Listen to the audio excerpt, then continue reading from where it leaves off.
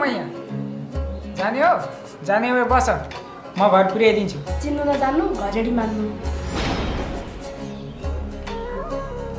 हो मैया त्यसरी किन रिसाएको नि हेलो मैया ल यो त यहाँ पो रहेछ म खोजेछु होइन लाटाले पापा हेरे जस्तो के हेरे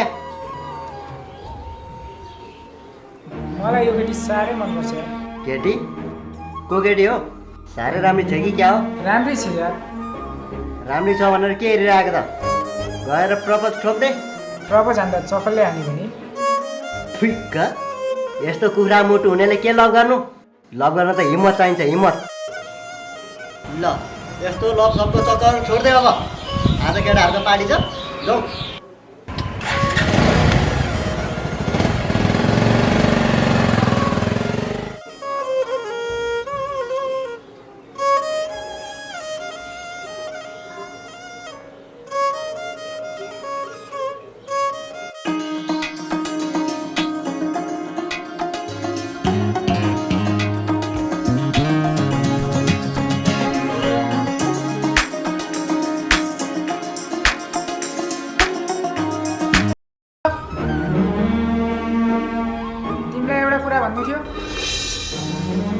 पख न कहीँ नि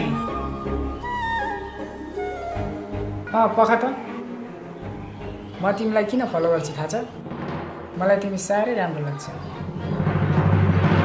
किनकि म तिमीलाई माया गर्छु माया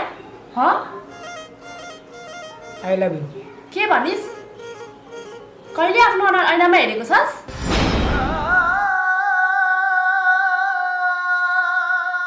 त जस्तो गजरी गुण्डाले गुण्डाको इन्टेन्सन के हो मलाई राम्रोसँग थाहा छ तिमीहरू जस्तो सडक छाप गुण्डाहरूले सोझा सिधा केटीहरूलाई आफ्नो माया जालमा फसाएर उनीहरूको जिन्दगी बर्बाद पारिदिन्छन् तिमी जे सोच्दैछौ सपना गलत सोच्दैछौ ए म चाहिँ गलत अनि त जस्तो गजडी चाहिँ सही आइन मेरो पिछा गरिस् भने तेरो बेइज्जत गरिदिन्छु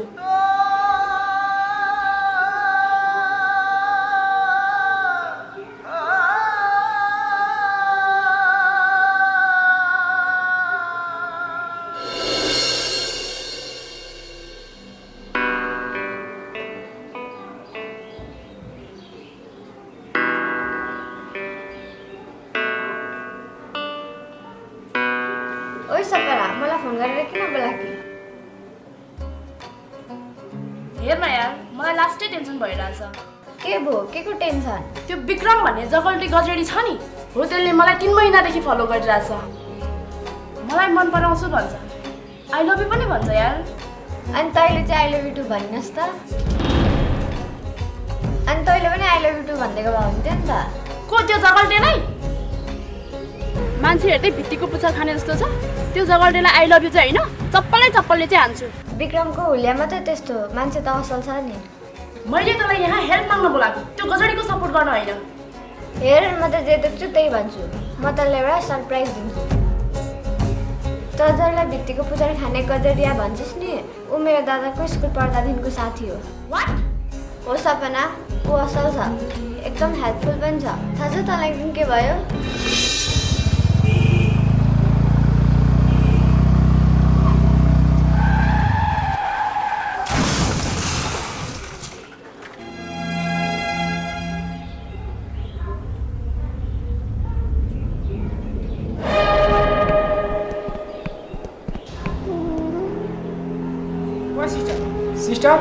सिस्टर ए भाइ के भएछ यहाँ एक्सिडेन्ट भयो देख्नु भएन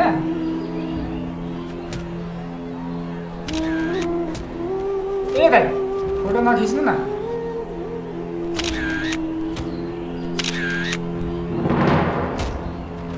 के जबरजस्ती खिचेको गर्नु एम्बुलेन्स बोलाउनु नि पर्नु ए मसँग एम्बुलेन्सको नम्बर छैन सिस्टर फोटो नखिच्नु भनेको लाग्दैन तपाईँलाई फोटो खिचेर यसरी फेसबुकमा अपलोड गरेपछि उहाँको परिवारमा कस्तो असर पर्छ थाहा छैन तपाईँलाई ए बन्द गर्नुहोस् कस्तो अडमानी मान्छे रहेछ फोटो खिच्न पनि दिँदैन यार फोटो खिच्दा के हुन्छ दिमाग खराब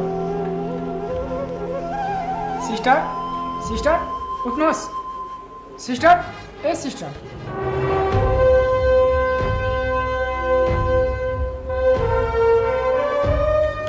हेलो बिकी त कहाँ छस् ए एम्बुलेन्स लिएर छिटो आइज त यहाँ एउटी केटी लडिराखेको पछि ल छिटो आइज है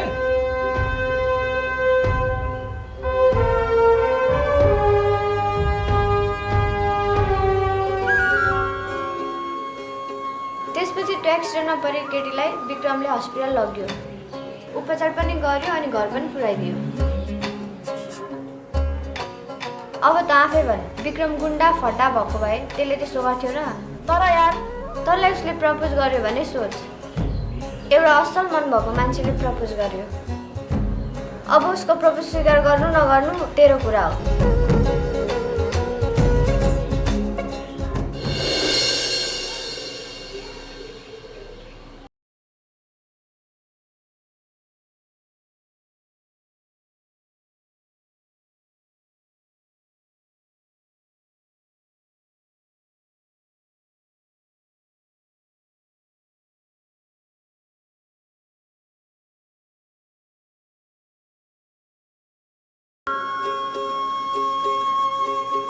अरे वाह रोज मेरो लागि अरे वाह म पनि तिमीलाई वान साइडेड माया गर्थेँ हाम्रो त टु साइडेड नै हो ओ त्यहाँ हेर त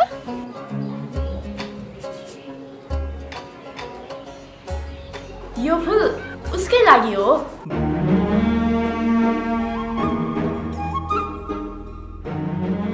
ल जाऊ अब गएर फुल देऊ अघि भन्नु पर्दैन छायाबाट खसे जस्तै भयो यो अरूको होला कि चाहिँ गरिँदैन मेरो लागि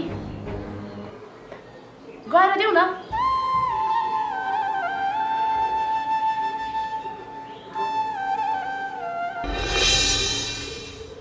ओ हेलो अरे यो पो रहेछ ला समाज के म तेरो गर्लफ्रेन्ड हो तेरै गर्लफ्रेन्डले दिएको ला समाज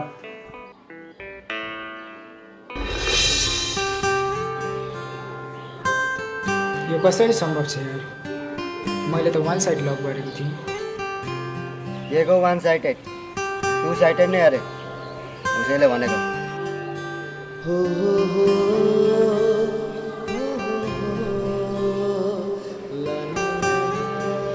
मलाई यो केटीसँग कुरा गर्नै पर्छ यार मलाई यो केटीको नम्बर चाहियो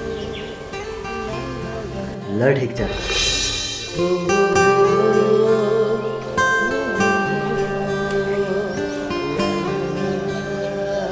मोबाइल नम्बर माग्दैछ कति हो 9816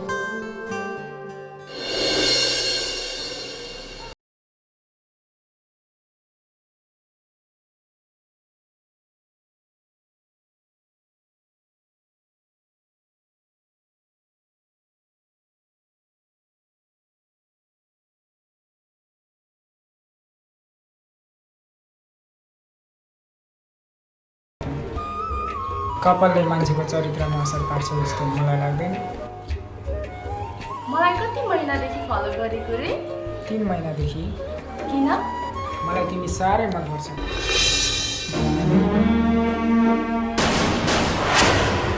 तिम्रो धेरै याद आउँछ मलाई अनि सुत्ने बेलामा तिम्रो फेसबुकको प्रोफाइल पिक्चर हेरेर सुत्छु अनि दिनभरि तिम्रो अफिसको गेट अगाडि तिमीलाई कुरेर बस्छु बिचरा मैले तिमीलाई बाल दिन है यस्तो कपाल पाल्ने कुण्डले त भित्री जस्तो लाग्थ्यो मलाई अनि किन फुल पठाएको त मलाई माया गरेको नि आई लभ यु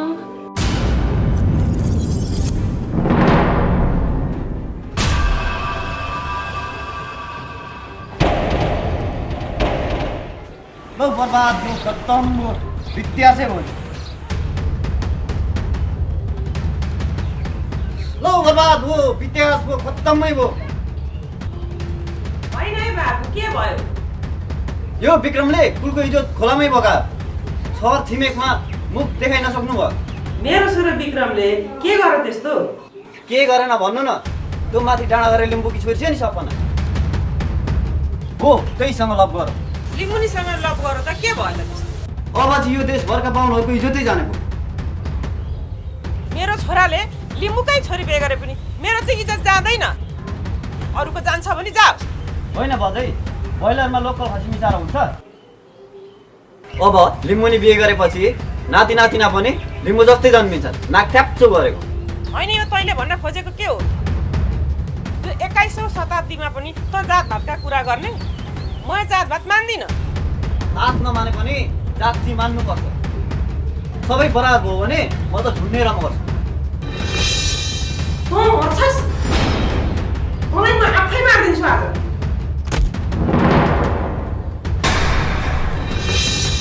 मेरा छोराले राईनी लिम्बुनी कमिनी कमिनी जो ल्याए पनि म बुहारी बनाएर भित्र्याउँछु, बुझिस् तैँले? तिरा आज म ठाउँ सोचाइदिन्छु। बधाई, तिम्रो खुस के छ? अबदेखि तिम्रो घरमा कहिले आउँदिन। लैजा एरीमा चम्चा फेरि जातका कुरा लिएर आइस् भने तँलाई मैले जानेको छ।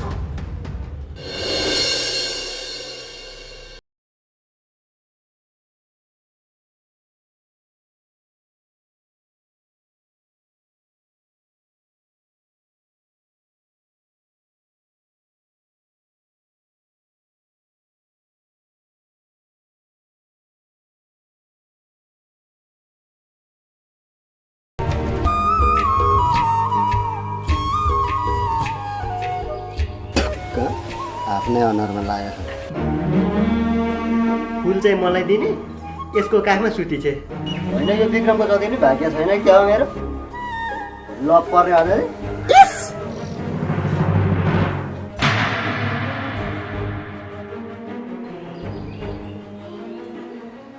ए बिकी त कतिखेर आएको? गरेर आएको भर्खर आएको, म चाहिँ गएको। ए पक पक, किन पर्खिनु? हाम्रो प्रेम सफल पार्नुमा तेरो पनि हात छ। बिक्की हाम्रो बिमा त आउँछौ नि होइन? बिहे? कहिले बिहे? लिम्बू र बनको नि बिहे हुन्छ र? मन मिल्यो भने बिहे जोसुकैसँग पनि हुनसक्छ। अब हामीले यो जातपातको पर्खाल भत्काउनुपर्छ। यो जातपात भन्ने कुरो मान्छेले आफ्नो स्वार्थको लागि बनाएको हो। को लिम्बू, को बाहुन, को कामी, को दमाई, हामी सबै समान छौँ। हेर बिकी, मबाट चाहिँ जातीय विभेद हुँदैन है। म पनि जातीय विभेद मान्दिनँ र हामी कसैले जातीय विभेद गर्नु हुँदैन। ल यो सब ठिक छ, मन मिलेपछि बिहे हुन्छ। तर बिहे चाहिँ कहिले? अब फेरि बाहुन र लिम्बूको बिहे, सुँगुर खाने कि खसी, 1 पिस तुरुक तुरुक झोल। तर नाच्न चाहिन्छ।